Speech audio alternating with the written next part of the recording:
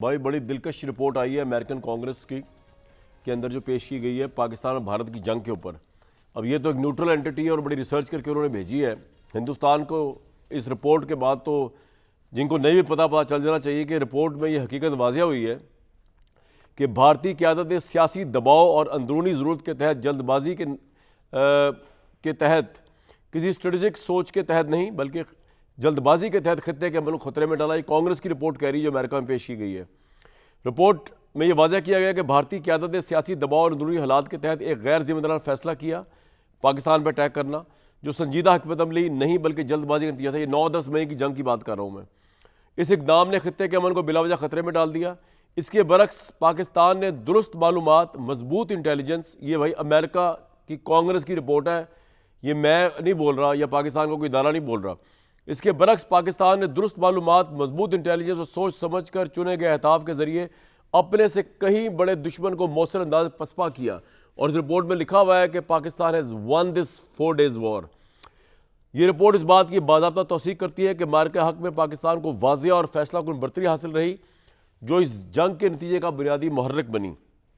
इसके साथ ही रिपोर्ट ने इस हकीकत को उजागर किया कि पाकिस्तान ने मुख्तसर मगर शदीद जंग के दौरान न सिर्फ आला अस्करी तैयारी दिखाई बल्कि चीनी दिफाई टेक्नोलॉजी को मरबूत तरीके से इस्तेमाल करके भारत को शिकस्त दी।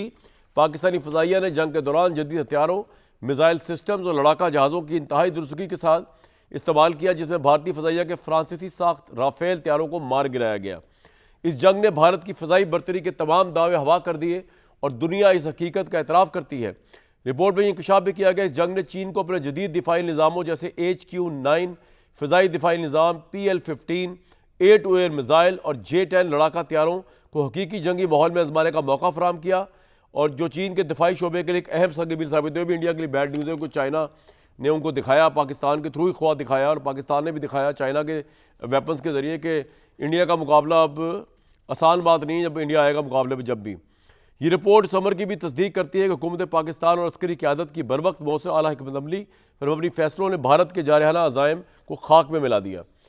ये बड़ी इंटरेस्टिंग जनाब खबर आई है, जिसके ये भी उन्होंने बताया कि पाकिस्तान का दिफाई बजट ज़रूरत के मुताबिक हकीकत पसंदाना और कौमी सलामती से हम आहंग दिखाई देता है, और भारत ने इतना दफाई खर्चा किया उसके बावजूद उसको मुँह की खानी पड़ी। आज ट्रंप ने बड़ी इंटरेस्टिंग बात की। ये तो वो कहते आए हैं कि मैं भारत पाकिस्तान की जंग रुकवाता हूँ, लेकिन आज उन्होंने ये भी कहा कि एक और दोबारा जंग शुरू होने लगी जो मैं रुकवा।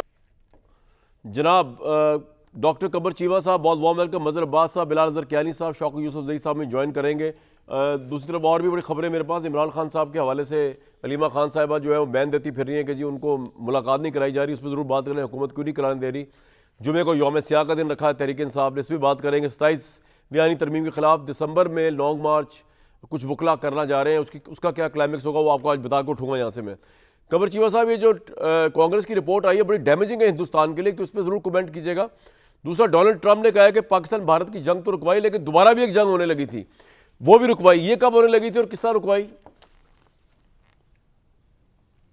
जी बहुत शुक्रिया कामरान साहब। देखें, पहली बात तो ये है कि ये जो कांग्रेस की रिपोर्ट आई है इसने वो स्टैंप लगा दी है उस बात के ऊपर जो एक तो अमेरिकी सदर बार बार कहते थे कि पाकिस्तान ने जहाज़ गिराए, दूसरी तरफ उन्होंने ये लफ्ज़ इस्तेमाल किया कि पाकिस्तान की कामयाबी है भारत के ऊपर। पूरी दुनिया की प्रेस ये कह रही थी, लेकिन इंडिया ये मानने को तैयार नहीं था क्योंकि नरेंद्र मोदी साहब पॉलिटिकल ब्लंडर हो जाता अगर वो ये बात अपने ऑडियंस को ये पता लगने देते। तो दुनिया कुछ और कह रही है, दुनिया कुछ और मान चुकी है और भारतीय अवाम को कुछ और बताया गया। अब जैसे जैसे सच तो लोगों तक पहुँच चुका है, लेकिन वो चाहते हैं कि ये अवाम को कन्फ्यूज़ करें। पहली बात देखिए, मैं ये ज़ाती तौर पे समझता हूं कि आज के बाद अमेरिकी थिंक टैंक्स हों, दुनिया के थिंक टैंक्स हों, रिसर्च सेंटर्स हों, यूनिवर्सिटीज़ हों, दुनिया के हर प्लेटफॉर्म के ऊपर इस रिपोर्ट को रेफरेंस दिया जाएगा। वो जिसे साइटेशन कहते हैं ना, कि आज के बाद जब आपने साइट करना होगा जी के रिसर्च। चीमा साहब, हम ये समझे कि अब अगर हिंदुस्तान अटैक करेगा पाकिस्तान पे तो वो सिर्फ हिंदुस्तान पाकिस्तान जंग नहीं होगी, वो चाइना के साथ भी लड़ा होगा, बदकिस्मती हिंदुस्तान की वैसे तो।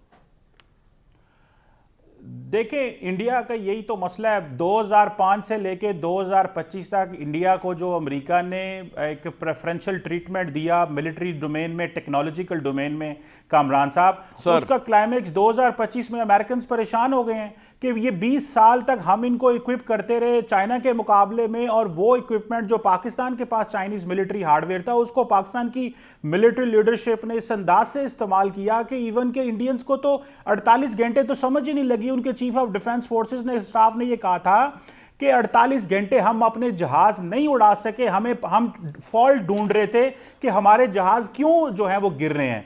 तो ये बात तो क्लियर हो गई कि उनको समझ ही नहीं आई कि उनके साथ हुआ क्या है। तो जारी बात है ये पाकिस्तान के आर्म फोर्सेस का विजन था, सोच थी, मिलिट्री लीडरशिप, और बड़े कम बजट का, जिसका आपने भी रेफरेंस किया, कहां थोड़ा सा बजट, कहां भारत का 90 अरब डॉलर का दिफाई बजट हो, और अपने आप को वो कह रहे हो कि जी दुनिया के सबसे बड़े आर्म्स इंपोर्टर हैं। ये जाके सिपरी की जो स्वीडन बेस्ड थिंक टैंक है उसकी रिपोर्ट है कि दुनिया के 10 साल सबसे बड़े आर्म्स इंपोर्टर रहे हैं, और जब मौका आता है जंग लड़ने का तो किस तरह बुरी तरह एक्सपोज हुए उसकी वजह बड़ी क्लियर है। उसकी वजह यह है कि भारत की फौज को फोर्स किया जाता है जंग लड़ो। अगले दिन भी 2 दिन पहले इंडिया के जो चीफ ऑफ आर्मी चीफ कह रहा था हमारे पास चीजें पूरी नहीं है, बात सही आपकी। लेकिन मेरा एक सवाल है चीमा साहब आपसे कि इस रिपोर्ट में यह भी लिखा गया था कांग्रेस की रिपोर्ट में कि चाइना से पाकिस्तान असले की खरीदारी 80% पाकिस्तान चाइना से असले खरीदारी करता है।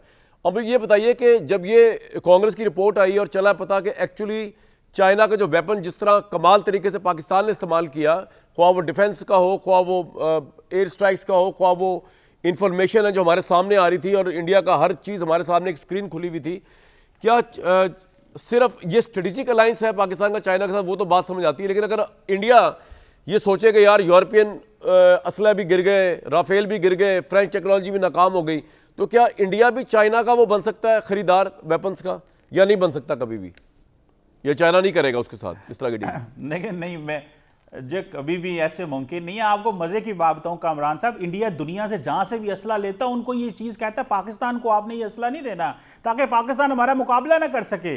अब उनको इस चीज का क्या पता था कि पाकिस्तान की जो एयरफोर्स और आर्मी और आर्म फोर्सेस जो हैं वो किस तरह अपने कम रिसोर्सेज के बावजूद अपने आप को तैयार करके बैठे हुए थे। और ये चीज जो आपने ट्रंप साहब का भी रेफरेंस दिया कि वो कोई नई जंग की बात कर रहे थे, दोबारा जंग, देखिए इंडिया बार बार एक चीज कह रहा है जी, हम वो इंडिया बार बार एक चीज कहता है जी कि हम तो ऑपरेशन सिंदूर चल रहा है, ऑपरेशन सिंदूर 2.0। बेसिकली ये वो प्रेशर है जो प्रेशर इंडियन अवाम का और ऑपोजिशन का था। आपको पता है मई में जंग हुई, अगस्त तक इंडिया के अंदर ये डिबेट ही सेटल नहीं हुई कि हुआ क्या है, क्योंकि कांग्रेस अगस्त के अंदर एक मॉनसून सेशन हुआ इंडियन पार्लियामेंट के अंदर जहां पे पूछा गया, राहुल गांधी ने नरेंद्र मोदी से कहा कि ये कहो कि ट्रंप झूठा है, ट्रंप गलत कह रहा है कि हमारे 7 जहाज नहीं गिरे, लेकिन नहीं वो बोले मोदी साहब आज तक। ये कहो कि ट्रंप ने सीज फायर नहीं करवाया, इंडियन गवर्नमेंट नहीं बोल पड़ी। डॉक्टर जयशंकर उनके फॉरेन ऑफिस के जो फॉरेन मिनिस्टर हैं वो पूरी दुनिया में जाके बहुत कुछ बोलते हैं लेकिन नहीं बोल सके। तो इस सारा जो प्रेशर था उनके ऊपर, तो इस पे वो मिसकैलकुलेशंस करना चाहते थे, इसको वो ट्रंप साहब रेफर कर रहे हैं कि, और फिर ट्रंप साहब का फिर खौफ भी था कि अगर हमने दोबारा जंग की, इसी तरह जहाज गिरे तो हम कैसे, ये जंग बंद भी नहीं होगी। और कैपेबिलिटी का जिक्र तो आर्मी चीफ खुद कर चुके हैं, इससे पहले इंडिया के एयर चीफ भी कह चुके हैं कि ये रिसर्च एंड डेवलपमेंट कर लेते हैं, हुकूमत पैसे देती है, जब वो एक्चुअल इक्विपमेंट हमारे पास आता है उस वक्त तक वो इक्विपमेंट आउटडेटेड हो चुका होता है और उसको हम इस्तेमाल ही नहीं करते, पाकिस्तान के पास और अच्छा इक्विपमेंट आ जाता है। तो सवाल ये है कि इंडियन एयरफोर्स और इंडियन आर्मी बेसिकली अपनी पॉलिटिकल लीडरशिप को एक्सपोज कर रही है कि तुम हमें जंग में तो भेजना चाहते हो लेकिन हमें मिलिट्री हार्डवेयर तो लेके दो। तुमने हमें जो राफेल लेके दिए या बाकी जो मिलिट्री साजो सामान लेके दिया, उससे वो पाकिस्तान के साथ हम छोटी जंग तो लड़ने के काबिल नहीं है, हम लंबी जंग लड़ना चाहते हैं। तो बेसिकली वो फौज दूसरे सेंस में आर्मी हुकूमत को ये कह रही है कि इस चक्कर में ना पड़ो, लंबी जंग हम लड़ नहीं सकते, छोटी जंग पाकिस्तान जीत रहा है। और कन्वेंशनल जो मिलिट्री कैपेबिलिटी का इंडिया का एक था कि जी बड़ा इंडिया जो है वो एक सुपीरियर पोजीशन निकलता है, वो भी एक्सपोज हो गई कि इंडिया के पास कन्वेंशनल मिलिट्री कैपेबिलिटी है, वो भी मई में एक्सपोज हो गई। 2019 में भी जब हमने उनके जहाज गिराए एक्सपोज हो गई। तो Indian arm forces under pressure है कामरान साहब, और ये जो एक्सरसाइजेस ट्रिशल कर रहे हैं ये बेसिकली वही चीज है ताकि अपनी फौज को कॉन्फिडेंस दिया जाए, लोगों को कॉन्फिडेंस दिया जाए, मोदी साहब को पॉलिटिकल सपोर्ट मिल जाएगी, बिहार में इलेक्शंस हो रहे हैं, मोमेंटम बिल्ड करो, नो टाइम जारी सर बिल्कुल आपका पॉइंट आ गया। सारी गिमिक्स हैं, वो जैसे कहते हैं ना प्लेइंग टू द गैलरी।